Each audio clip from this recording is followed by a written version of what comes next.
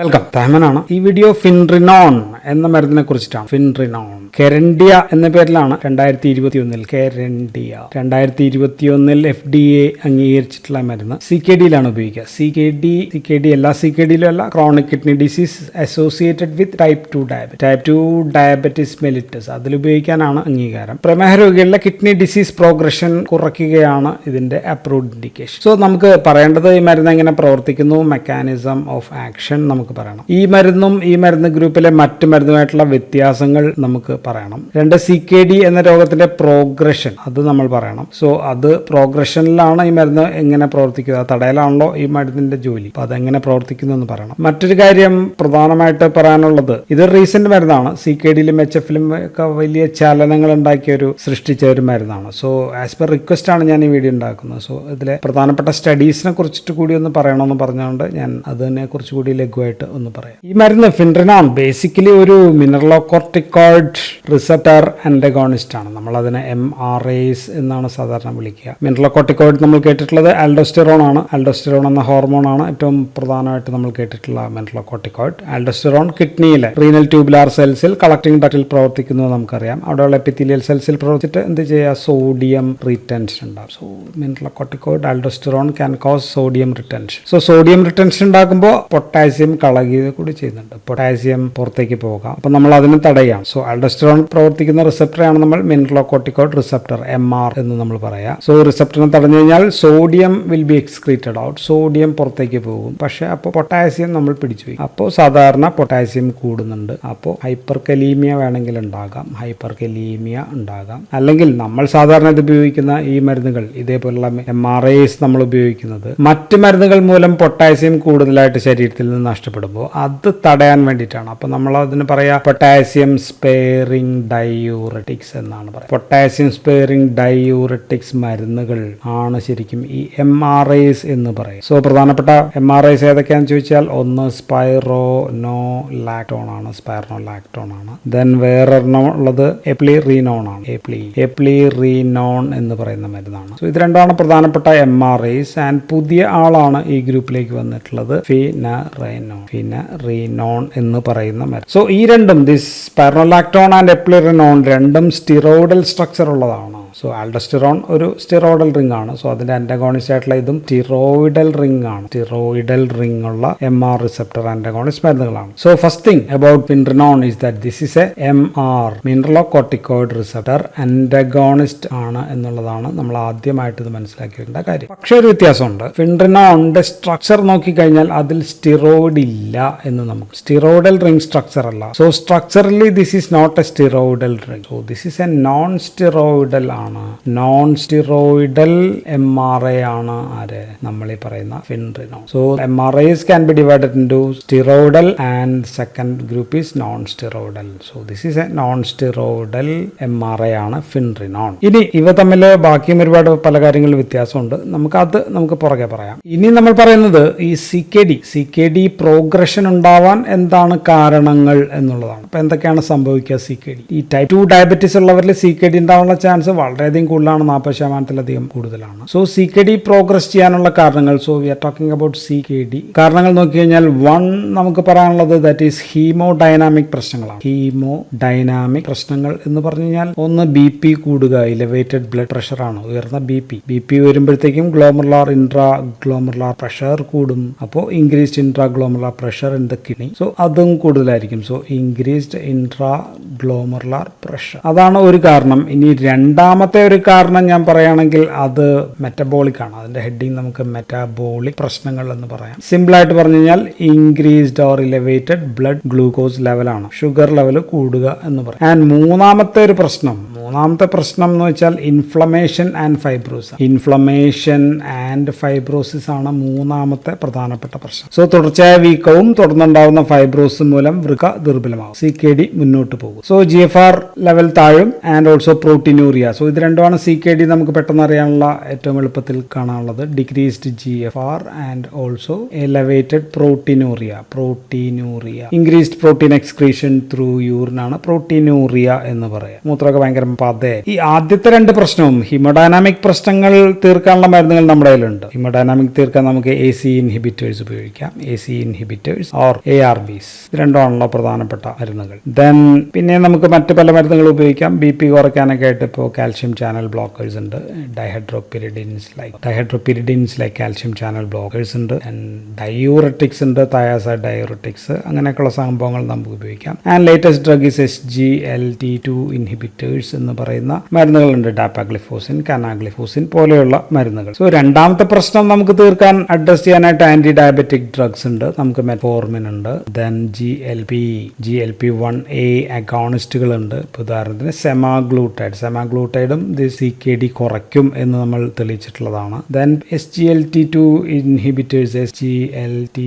Inhibitors ഇവിടെയും work ചെയ്യും, ഡാപ്പാഗ്ലിഫോസിൻ, കനാഗ്ലിഫോസിൻ, അങ്ങനെയൊക്കെയുള്ള എംബാഗ്ലിഫോസിൻ പോലെയുള്ള മരുന്നുകൾ. സോ ഇത് രണ്ടും CKD പ്രിവെന്റ് ചെയ്യും. SGLT2 inhibitors was the second ഏറ്റവും പ്രധാനപ്പെട്ട ഒരു ബ്രേക്ക് ത്രൂ മരുന്നായിട്ട് കൂട്ടിയത് SGLT2 ആണ്. ആദ്യത്തെ നമ്മൾ AC ഇൻഹിബിറ്റേഴ്സ് ആൻഡ് ARBs, ഇതാണ് ഫസ്റ്റ് ബ്രേക്ക് ത്രൂ. ഈ CKDക്ക് അതിന് മുമ്പ് മരുന്നുകളൊന്നുമില്ല, എങ്ങനെ കുറയ്ക്കും ഒന്നും അറിയില്ലായിരുന്നു. സോ നമുക്ക് രണ്ട് ഗ്രൂപ്പ് ഓഫ് മരുന്ന് കിട്ടി, ഇതിനുള്ള കിട്ടിയിട്ടുണ്ട്. പക്ഷേ ഇൻഫ്ലമേഷൻ ആൻഡ് ഫൈബ്രോസിസ്, ഇത് മൂന്നാമത്തെ പ്രശ്നം നമുക്ക് അഡിക്വേറ്റ് ആയിട്ട് അതിനെ നമുക്ക് കുറയ്ക്കാനായിട്ടുള്ള മരുന്നുകൾക്ക് ഒരു കുറവുണ്ട്. സോ ഇവിടെയാണ് ദിസ് ഫിൻറിനോൺ എന്ന് പറയുന്ന മരുന്നിന്റെ പ്രസക്തി എന്ന് പറയുന്നത്. ഈ മൂന്നാമത്തെ കമ്പോണന്റ് കൂടി താഴ്ത്തും, ഈ ടാർഗറ്റ് ഫിൻറിനോൺ നികത്തുന്നുണ്ട് എന്നുള്ളതാണ് ഇവിടെ ഈ ഫിൻറിനോണിന്റെ ഏറ്റവും പ്രസക്തി ഇൻ CKD. ഇനി മറ്റൊരു സംഭവം കൂടി ഇതിന്റെ കൂടെ മനസ്സിലാക്കി വെക്കേണ്ടത്, ഈ CKD എന്ന് പറഞ്ഞത് ഒരൊറ്റപ്പെട്ട പ്രശ്നമല്ല എന്നുള്ളതാണ്. CKD is not an isolated പ്രശ്നമല്ല. CKD ഉണ്ടോ അവിടെ ഹേർട്ട് ഫെയിലിയർ ഉണ്ടാവാനുള്ള ചാൻസ്, ഓർ ഹേർട്ട് ഫെയിലിയർ ഉണ്ടോ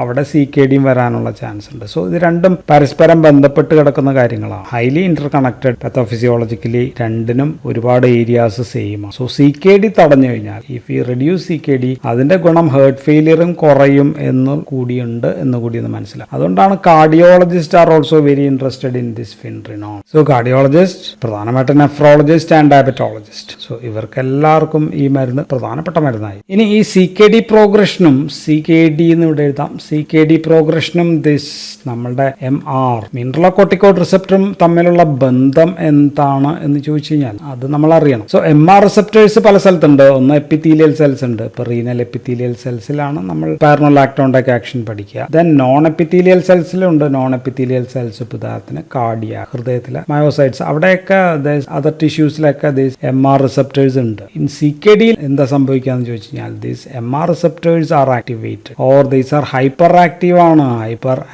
ആണ്, അല്ലെങ്കിൽ ദീസ് ആർ ഓവർ ആക്ടിവേറ്റഡ് ആണ്. സോ ഇത് ഓവർ ആക്ടിവേറ്റഡ് ആകുമ്പോഴത്തേക്കും this can activate the inflammatory cells എന്ന് വെച്ചാൽ WBC, ലൂക്കോസൈറ്റ്സ്, അതിനെല്ലാം കൂടുതലായിട്ട് ആക്ടിവേറ്റ് ചെയ്യും. ഇത് ആക്ടിവേറ്റ് ചെയ്യുമ്പോൾ they begin to release more pro inflammatory mediators. ഏതൊക്കെയാണ്? TNF alpha, interleukin 1B, interleukin 6, ഇങ്ങനെയൊക്കെയുള്ള ഒരുപാട് പ്രോ ഇൻഫ്ലമേറ്ററി മീഡിയേറ്റേഴ്സ് കൂടുതലായിട്ട് റിലീസ് ചെയ്യും. ഇങ്ങനെ റിലീസ് ചെയ്യുന്ന ഈ സംഭവങ്ങൾ ആരെ ആക്ടിവേറ്റ് ചെയ്യും? ദേ വിൽ ആക്ടിവേറ്റ് ദ ഫൈബ്രോബ്ലാസ്റ്റുകളെ ആക്ടിവേറ്റ് ചെയ്യുമ്പോഴത്തേക്കും, ആൻഡ് ഓൾസോ ഫൈബ്രോബ്ലാസ്റ്റുകൾ മാത്രമല്ല, ഫൈബ്രോബ്ലാസ്റ്റുകളെ ആക്ടിവേറ്റ് ചെയ്യുന്ന ഒരുപാട് കോഫാക്ടേഴ്സ്, ബിക്കോസ് ഇതിന്റെ ആക്ഷൻ നമുക്കറിയാം ജീൻ ട്രാൻസ്ക്രിപ്ഷൻ വഴിയാണ് MR റിസപ്റ്റർ ഒക്കെ വർക്ക് ചെയ്യുക. സോ അങ്ങനെയൊക്കെയുള്ള ധാരാളം പ്രോട്ടീൻ കോഫാക്ടറുകളുടെ ജീനും ആക്ടിവേറ്റ് ചെയ്യുമ്പോൾ അതും കൂടുതലായിട്ടുണ്ടാകും. സോ ഈ mediators of this receptor mediated actions മയോഫൈബ്രോബ്ലാസ്റ്റിനെയും ആക്ടിവേറ്റ് ചെയ്യുന്നുണ്ട്. സോ ഫൈബ്രോബ്ലാസ്റ്റ് ആൻഡ് മയോഫൈബ്രോബ്ലാസ്റ്റുകളെയും ആക്ടിവേറ്റ്. സോ അൾട്ടിമേറ്റ് റിസൾട്ട് എന്തായിരിക്കും?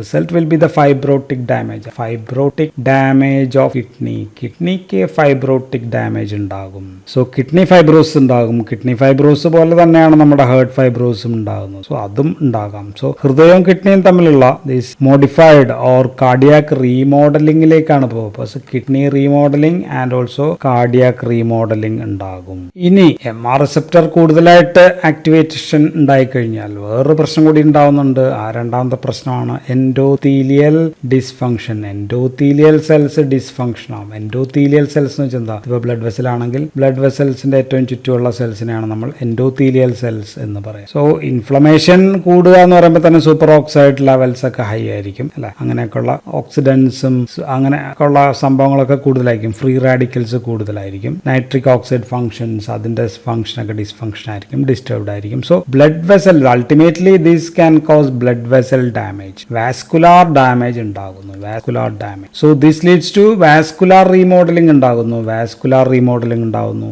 എൻഡോത്തീലിയൽ ഡിസ്ഫങ്ഷൻ ഉണ്ടാകുന്നു, വാസ്കുലാർ സ്റ്റിഫ്നെസ് ഉണ്ടാകുന്നു, ബ്ലഡ് വെസൽസ് ഒക്കെ സ്റ്റിഫ് ആകുകയാണ്. സോ രക്തക്കുഴൽ പ്രശ്നങ്ങളും കൂടി. സോ രക്തക്കുഴൽ പ്രശ്നങ്ങൾ വൃക്കയിലും ഹൃദയത്തിലും കൂടി വന്നു കഴിഞ്ഞു കഴിഞ്ഞാൽ, സോ നമ്മൾ ഇതിനിടയിൽ വേറൊരു കാര്യം കൂടി ഓർക്കേണ്ടത്, ഈ പ്രമേഹ രോഗത്തെ നമ്മളൊരു ബ്ലഡ് വെസൽ രോഗമായിട്ട് കൂടി, ഇൻഫ്ലമേറ്ററി ബ്ലഡ് വെസൽ ഡിസീസ് ആയിട്ട് കൂടിയാണ് നമ്മൾ കാണുക. സോ ഇതെല്ലാം കൂടി ചേരുമ്പോൾ ആഡ് ചെയ്ത് കഴിയുമ്പോഴത്തേക്കും ഇൻ കിഡ്നി, വൃക്കയിൽ ഗ്ലോമറുലാർ ഡാമേജ്, ഗ്ലോമർലെസിന് ഡാമേജ് വരുമ്പോഴത്തേക്കും ഡിക്രീസ്ഡ് GFR കുറയും, and also increased proteinuria tubular injury, അങ്ങനെയൊക്കെ പ്രശ്നങ്ങൾ ഉണ്ടാകും. ഹൃദയത്തിൽ മയോകാർഡിയൽ ഹൈപ്പർട്രോഫി ഉണ്ടാകും, വെൻട്രിക്കുലാർ റീമോഡലിംഗ് ഉണ്ടാകും, decreased or reduced coronary blood flow കുറയും, ദെൻ ഇഷ്കീമിയ അല്ലെങ്കിൽ ഇൻഫാർഷൻ ഒക്കെ വരാനുള്ള ചാൻസ് കൂടും, മയോകാർഡിയൽ ഇഞ്ചുറി, ഇങ്ങനെയൊക്കെയുള്ള പ്രശ്നം ഹൃദയത്തിൽ ഉണ്ടാകും. സോ CKD പറ്റി നമ്മൾ പറയുമ്പോൾ this is very equivalent to heart failure. CKDയും ഹാർട്ട് ഫെയിലിയറും ഒരുമിച്ച് ഇങ്ങനെ പ്രോഗ്രസ് ചെയ്തുകൊണ്ടേയിരിക്കും. സോ നമ്മുടെ മരുന്ന് ഫിൻട്രിനോൺ എന്താ ചെയ്യുക? ഫിൻട്രിനോൺ ഇവിടെയാണ് ആക്ട് ചെയ്യുക. ഇൻഫ്ലമേഷൻ ആൻഡ് ഫൈബ്രോസിസ് അങ്ങോട്ട് കുറയും. Because this aldosterone or mineralocorticoid receptor അതിനെയാണ് തടയുക. അതുമൂലമുള്ള പ്രശ്നങ്ങളാണ് നമ്മളിപ്പോൾ കണ്ടത്, അതെല്ലാം കുറയും. സോ എപ്പിത്തീലിയൽ സെൽസിലെയും തടയും, നോൺ എപ്പിത്തീലിയൽ സെൽസിലെയും തടയും. സോ ഈ മരുന്നിന് ഹൃദയത്തിലും കിഡ്നിയിലും tissue permeability is equal. Kidney is equal to heart ആണ് ഇതിന്റെ ടിഷ്യൂ പെർമിബിലിറ്റി. ഇപ്പോൾ സ്പൈർണോലാക്ടോൺ ആൻഡ് എപ്ലിറിനോൺ ഇതിന് ഓൺലി ഇൻ കിഡ്നിയിൽ മാത്രമേ ഉള്ളൂ, ഹൃദയത്തിൽ പെർമിബിലിറ്റി ഇല്ല. സോ ഇവിടെ അഡ്രസ് ചെയ്യുന്ന മരുന്നാണ് ഫിൻട്രിനോൺ എന്ന് പറയും. ആൻഡ് ഇവിടെ സ്ട്രക്ചർ നമ്മൾ നോക്കിക്കഴിഞ്ഞാൽ ദി സ്ട്രക്ചർ ഈസ് ബൾക്കിയാണ് കമ്പയർഡ് ടു സ്പൈർണോലാക്ടോൺ. ഇത് ബൾക്കിയാണ്. സോ മോർ സസ്റ്റൈൻഡ് എഫക്ട് കിട്ടും. And additional gene transcription factors ഒക്കെ ഉണ്ടാവുന്നതും തടയും. And this has high selectivity. MR റിസപ്റ്ററിനോട് സെലക്ടിവിറ്റി കൂടുതലാണ്. സ്പൈർണോലാക്ടോണിന് വേറെ മറ്റു പല റിസപ്റ്ററിലൊക്കെ ആക്ട് ചെയ്യാൻ പറ്റും. ഉദാഹരണത്തിന് സെക്സ് സ്റ്റിറോയിഡ് പോലെയുള്ള സെക്സ് ഹോർമോൺസിന്റെ ഒക്കെ റിസപ്റ്ററിലൊക്കെ ആക്ട് ചെയ്യാൻ പറ്റും. പക്ഷേ അതിനൊന്നും ആക്ട് ചെയ്യാൻ പറ്റില്ല. High selectivity. And this drug does not cross ബ്രെയിനിലേക്ക് കടക്കുന്നില്ല. So no CNS action. And അതുമാത്രമല്ല, ഏറ്റവും പ്രധാനപ്പെട്ട ഒരു ആക്ഷൻ ഇതിനുള്ളത് ഈ പൊട്ടാസ്യം വർദ്ധിപ്പിക്കുന്ന നമ്മൾ ആദ്യമേ പറഞ്ഞായിരുന്നു അല്ലെ, സ്പൈർണോലാക്ടോൺ. ആ ഒരു പ്രവണത ഇതിന് ഉണ്ട്, പക്ഷെ അത്ര അധികമില്ല. When compared to spironolactone and eplerenone ഇതിന് അത്രയില്ല. സോ പൊട്ടാസ്യം വർദ്ധിപ്പിക്കുന്ന പ്രവണത കുറവാണ് compared to other drugs. So ഇതും കൂടി ഇതിന് പ്രധാനപ്പെട്ട ഒരു അഡ്വാൻറ്റേജ് ആണ്. ആൻഡ് സ്റ്റിറോയിഡൽ റിംഗ് ഇല്ലാത്തത് കൊണ്ട് ഞാൻ പറഞ്ഞു നോ ആൻഡ്രോജനിക് ആക്ഷൻസ് ഒന്നുമില്ല. ഇപ്പൊ ഗൈനക്കോമാസ്റ്റിയ പോലെയുള്ള സ്പൈർണോലാക്ടോണിന്റെ പ്രശ്നങ്ങളില്ല, സെക്ഷുവൽ ഡിസ്ഫങ്ഷൻ പോലെയുള്ള പ്രശ്നങ്ങളില്ല. സോ അങ്ങനെയൊക്കെയുള്ള ഒരുപാട് ബെനിഫിറ്റ് കൂടി ഈ മരുന്നുകൾക്കുണ്ട്. ആൻഡ് ഇത് actually there is no metabolite. ഈ ഡ്രഗിന് ആക്റ്റീവ് മെറ്റബോളൈറ്റ്സ് ഒന്നുമില്ല. And half life is around 2.6 hours, 3 മണിക്കൂറിലൊക്കെ താഴെ ഉള്ളൂ ഇതിന്റെ ഹാഫ് ലൈഫ് എന്ന് പറയും. ആൻഡ് ഈ മരുന്ന് BP കുറയ്ക്കുമെന്ന് വെച്ചാൽ വളരെ കുറച്ച് മാത്രമേ കുറക്കൂ. സ്പൈർണോലാക്ടോണൊക്കെ ഒരു നന്നായിട്ട് കുറയ്ക്കും. ഇത് 3.2 millimeters ഓഫ് മെർക്കുറിക്ക് മാത്രമേ കുറയ്ക്കുന്നു. ആൻഡ് ബ്ലഡ് ഷുഗർ ലെവലിൽ എഫക്റ്റ് വല്ലതും ഉണ്ടോ എന്ന് വെച്ചാൽ നോ എഫക്ട്. ഷുഗർ ലെവൽ കാര്യമായിട്ടുള്ള ഒരു എഫക്റ്റും ഇതിനില്ല. സോ നമ്മൾ പറഞ്ഞത് CKDയിൽ ഉണ്ടാകുന്ന മൂന്നാമത്തെ പ്രശ്നമായിട്ടുള്ള inflammation and fibrosis. Inflammation and fibrosis തടയുന്ന മരുന്നായിട്ടാണ് നമ്മൾ ഫിൻട്രിനോണിനെ നമ്മൾ കണക്കാക്കുക. സോ അപ്പോൾ അതുകൊണ്ട് ഉപയോഗം എവിടെയാണെന്ന് ചോദിച്ചാൽ ഇത് CKD ഓൾറെഡി പറഞ്ഞു കഴിഞ്ഞു. CKD in type 2DM approved ആയിട്ടുള്ള മരുന്ന്. സോ അതിലാണ് ഏറ്റവും അധികം ഗുണങ്ങളുള്ളത്. സോ അപ്പോൾ നമുക്ക് ഉപയോഗിക്കാവുന്ന ഡയബറ്റീസിൽ ഉപയോഗിക്കാവുന്ന GFR കുറഞ്ഞു കഴിഞ്ഞാൽ തുടർച്ചയായിട്ട് ഡിക്രീസ്ഡ് GFR ഇങ്ങനെ ഉണ്ടാകുന്നത് കുറഞ്ഞു കഴിഞ്ഞാൽ നമുക്കത് ഉയർത്താനായിട്ട് കൊടുക്കാം. ESRD എൻഡ് സ്റ്റേജ് റീനൽ ഡിസീസിലാണ് നമ്മൾ സാറിന് കൊടുക്കുക. Then cardiovascular death, then non fatal MI ഉണ്ടായാൽ കൊടുക്കാം. ദെൻ ഹോസ്പിറ്റാലിറ്റി കുറയ്ക്കാൻ, hospitality in heart failure. So ഇതെല്ലാം ടൈപ്പ് 2 ഡയബറ്റീസും CKD ആയിട്ട് ബന്ധപ്പെട്ട് വന്നു കഴിഞ്ഞാൽ കൊടുക്കാനാണ് ഈ മരുന്നിന്റെ അപ്രൂവ്. ഈ ഇങ്ങനെയൊക്കെയുള്ള പ്രശ്നമുള്ള ആൾക്കാർക്ക് മിക്കവാറുണ്ടാകാവുന്ന ഒരു പ്രശ്നമാണ് new onset of atrial fibrillation or flutter ഒക്കെ ഉണ്ടാകാം. സോ അതും കുറയ്ക്കുന്നതായിട്ട് ഇത് മരുന്ന് കണ്ടിട്ടുണ്ട്. സോ ഈ മരുന്ന് എങ്ങനെയാണ് കൊടുക്കുക എന്ന് വെച്ച് കഴിഞ്ഞാൽ ഇപ്പോൾ GFR 60 ആണെങ്കിൽ, GFR 60 എബവ് ആണെങ്കിൽ നമുക്ക് ഈ മരുന്ന് സാധാരണ 20 milligram OD ദിവസം ഒരു നേരം കൊടുത്താൽ മതി. ആൻഡ് ഒരു 25നും 60നും ഇടയിലാണെങ്കിൽ നമുക്ക് 10 milligram OD ആണ് കൊടുക്കുകയുള്ളൂ. GFR ബിലോ 25 ആണെങ്കിൽ വി വിൽ നോട്ട് ഗിവ്, ഇത് കൊടുക്കില്ല, നിർത്തിവെക്കുക. നിർത്തിക്കുക. സോ ഇങ്ങനെയാണ് പ്രധാനമായിട്ടും കൊടുക്കുക. ഇതിന്റെ ഡോസിന് നമ്മൾ നോക്കുക സാധാരണ പൊട്ടാസ്യം ലെവൽ നോക്കിയിട്ടാണ്. പൊട്ടാസ്യം ലെവൽ ഒരു 5.5 കൂടിയാൽ above 5.5 drug should be stopped. മരുന്ന് അവിടെ നിർത്തുക. സാധാരണ ഒരു 4.8 മുതൽ ഒരു 5.5 വരെ ഉള്ള ഡോസിലാണ് നമ്മൾ സാധാരണ കൊടുക്കുക. 10 മില്ലിഗ്രാമോ 20 മില്ലിഗ്രാം വരെയോ നമ്മൾ കൊടുക്കും. ആൻഡ് അതിൽ കൂടിക്കഴിഞ്ഞ് കഴിഞ്ഞാൽ നമ്മൾ അപ്പോൾ ഡോസ് കുറയ്ക്കും ആദ്യം. ദെൻ 5.5 കൂടിക്കഴിഞ്ഞാൽ നമ്മൾ മരുന്ന് നിർത്തി. ആൻഡ് ഈ മരുന്ന് ഒറ്റയ്ക്കല്ലായിരിക്കും കൊടുക്കുക. Always should be given with AC inhibitors or ARBs. അത് മസ്റ്റാണ്. അതിന്റെ പരമാവധി മാക്സിമം ടോളറേറ്റഡ് ഡോസ് ഒക്കെ കൊടുത്തിട്ടാണ് നമ്മളത് കൊടുക്കുക. Then we can combine this with SGLT2 inhibitors. അതും കൊടുക്കും. അതിന് ഒരുമിച്ചായിരിക്കും നമ്മൾ കൊടുക്കുക. So it's an add on drug ആയിട്ടാണ് നമ്മളിപ്പോൾ കൊടുക്കുക. സോ ഇതാണ് നമുക്ക് ഈ മരുന്നിനെ പറ്റി പറയാനുള്ളത്. ഇനി നമുക്ക് പറയേണ്ടത് പ്രധാനപ്പെട്ട സ്റ്റഡീസിനെ കുറിച്ചിട്ടാണ്. ഒരു പ്രധാനപ്പെട്ട സ്റ്റഡി സെപ്റ്റംബർ 2024 വരാൻ പോകുന്നതേ ഉള്ളൂ. നമ്മൾ അതിനു മുമ്പ് ഉണ്ടാക്കേണ്ടി വന്നു. ദെൻ ആദ്യത്തെ സ്റ്റഡി, ഏറ്റവും പ്രധാനപ്പെട്ട സ്റ്റഡി ഫിഡിലിയോ ആണ്. FIDELIO ഫിഡിലിയോ DKD സ്റ്റഡിയാണ് ഏറ്റവും പ്രധാനപ്പെട്ട ഒരു സ്റ്റഡി. ഏകദേശം 5700ഓളം പേഷ്യൻസിൽ ചെയ്തിട്ടുള്ള സ്റ്റഡിയാണത്. ആൻഡ് ഇത് മരുന്ന് ഈ സ്റ്റഡിയുടെ ലക്ഷ്യം എന്ന് വെച്ചാൽ കിഡ്നി ഫങ്ഷൻസ് ഇംപ്രൂവ് ചെയ്യുന്നുണ്ടോ. സോ കിഡ്നി ഫങ്ഷൻ ആണ് ഇതിൽ നോക്കുക. ഇംപ്രൂവ് ചെയ്യുന്നുണ്ടോ എന്നുള്ളതാണ് ഇതിന്റെ പ്രധാനപ്പെട്ട പ്രൈമറി ടാർഗറ്റ്. അല്ലെങ്കിൽ കിഡ്നി കോമ്പോസിറ്റ് സ്റ്റഡിയാണ് ദിസ് ഫിഡിലിയോ DKD സ്റ്റഡി എന്ന് പറയും. സോ ഇതിൽ കണ്ടെത്തിയ എന്താണെന്ന് വെച്ചാൽ ഡിക്രീസ് CKD പ്രോഗ്രഷൻ 18% താഴുന്നു, പ്രോട്ടീനൂറിയ കുറയ്ക്കുന്നു, ഡിക്രീസ് പ്രോട്ടീനൂറിയ, GFR വർദ്ധിപ്പിക്കുന്നു എന്നുള്ളത് നമ്മൾ ഇതിനകത്ത് കണ്ടെത്തി. ആൻഡ് ഇതിന്റെ സെക്കൻഡ് ഔട്ട്കം ആയിരുന്നു കാർഡിയോവാസ്കുലാർ ഔട്ട്കം. കാർഡിയോവാസ്കുലാർ ഔട്ട്കം എന്താണെന്നുള്ളതിന്റെ സെക്കൻഡ് ആയിട്ടുള്ള എൻ പോയിന്റ് ആയിരുന്നു. അപ്പൊ അത് നമുക്ക് അടുത്തതിൽ പറയാം. ഇപ്പൊ രണ്ടാമത്തെ സ്റ്റഡി ആയിരുന്നു ഫിഗാറോ സ്റ്റഡി. ഫിഗാറോ DKD സ്റ്റഡി എന്നുള്ളതാണ് രണ്ടാമത്തത്. ഇത് ഏകദേശം 7000-ലധികം പേഷ്യൻസ് ഉണ്ടായിരുന്നു. സോ മൊത്തം ഒരു 13,000 പേഷ്യൻസ് വരും. ഫിഗാറോ സ്റ്റഡിയിൽ നമ്മൾ DKD ഉള്ള, ഡയബറ്റീസ് ഉള്ള അപ്രൂവ്ഡ് ആയിട്ടുള്ള മരുന്നുകൾ പരമാവധി ഡോസിൽ ഉപയോഗിക്കുന്ന അതുമായിട്ടാണ് കമ്പയർ ചെയ്യുക. ഇവിടെയും നമ്മൾ അതുമായിട്ടാണ് കമ്പയർ ചെയ്തത്. സോ ഫിഗാറോയിൽ നമ്മളുടെ first outcome was cardiovascular outcome ആയിരുന്നു പ്രധാനം. അതിൽ നമ്മൾ നോക്കിയത് കാർഡിയോവാസ്കുലാർ മോർട്ടാലിറ്റി ഉണ്ടാവുന്നുണ്ടോ, മരണം ഇതുമൂലം ഉണ്ടാവുന്നുണ്ടോ, ദെൻ നോൺ ഫേറ്റൽ ആയിട്ടുള്ള MI ഉണ്ടാവുന്നുണ്ടോ, ദെൻ നോൺ ഫേറ്റൽ ആയിട്ടുള്ള സ്ട്രോക്ക് ഉണ്ടാവുന്നുണ്ടോ. സോ ഇങ്ങനെയൊക്കെയുള്ള കാർഡിയോവാസ്കുലാർ പ്രശ്നങ്ങൾ മൂലമുള്ള ഹോസ്പിറ്റലൈസേഷൻസിന്റെ എണ്ണം വർദ്ധിക്കുന്നുണ്ടോ കുറയുന്നുണ്ടോ. സോ ഇവിടെയും these all are positive. And ഇവിടെ കാർഡിയോവാസ്കുലാർ ഔട്ട്കം ആണ് പ്രൈമറി ടാർഗറ്റ് എങ്കിൽ സെക്കൻഡറി ടാർഗറ്റ് ആയിരുന്നു കിഡ്നി ഫംഗ്ഷൻ. സോ അപ്പോൾ നമ്മൾ ഇതിന്റെ രണ്ടിന്റെയും കൂടി എടുത്തു. ഫിഗാറോയും ഫിഡലിയോ രണ്ടും കൂടി ചേർത്ത് നമ്മൾ പഠിച്ചു. അത് രണ്ടും കൂടി ചേർത്തിട്ടുള്ള പൂൾഡ് അനാലിസിസ് ആണ് fidelity pooled analysis. So that is fidelity pooled analysis ആണ് മൂന്നാമത്തെ സ്റ്റഡി, പ്രധാനപ്പെട്ട സ്റ്റഡി. വേറെയും ആദ്യം സ്പൈറോലാക്ടോണൊക്കെ ആയിട്ട് കമ്പയർ ചെയ്ത സ്റ്റഡി ഒക്കെ ഉണ്ടായിരുന്നു. അതൊക്കെ കഴിഞ്ഞിട്ടാണോ ഇത് രണ്ടും പ്രധാനപ്പെട്ടത്. സോ ഓവർ 13,000-ലധികം പേഷ്യൻസിൽ ഉള്ള പൂൾഡ് അനാലിസിസ് നമ്മൾ നോക്കി. സോ ഇതിൽ 57%-ലധികം GFR ഇൻക്രീസ് ചെയ്യുന്നുണ്ട് എന്ന് നമ്മൾ മനസ്സിലായി. അല്ലെങ്കിൽ GFR കുറയുന്നത് തടയുന്നുണ്ട് എന്ന് മനസ്സിലായി. ആൻഡ് ആബ്സല്യൂട്ട് ഒരു 1.6% റിസ്ക് തടയുന്നുണ്ട്, നമ്മൾ കുറയ്ക്കുന്നുണ്ട് മനസ്സിലായി. ആൻഡ് ഓൾസോ 23% റിലേറ്റീവ് റിസ്ക് കുറയ്ക്കുന്നുണ്ട് എന്നുകൂടി നമുക്ക് മനസ്സിലായി. സോ അൾട്ടിമേറ്റ്ലി നമുക്ക് പറയാനായിട്ടാണെങ്കിൽ ഈ മരുന്ന് GFR വർദ്ധിപ്പിക്കുന്നു, പ്രോട്ടീനൂറിയ കുറയ്ക്കുന്നു. സോ അത് രണ്ടുമാണ് CKDയുടെ എൻ പോയിന്റ്സ് ആയിട്ട് നമ്മൾ നോക്കുക. സോ ഇത് രണ്ടും കുറയ്ക്കുന്നുണ്ട്. സോ CKD ഇംപ്രൂവ് ചെയ്യും. KD is improve. മാത്രമല്ല ഈ പറഞ്ഞ കാര്യങ്ങൾ reduction in cardiovascular mortality, non fatal MI, stroke, hospitalization, death, heart failure എല്ലാം കുറയ്ക്കുന്നു. സോ ഇതാണ് നമുക്ക് ഫിൻട്രിനോണിനെ പറ്റി പറയാനുള്ളത്. So that's all in this video. Thank you for watching.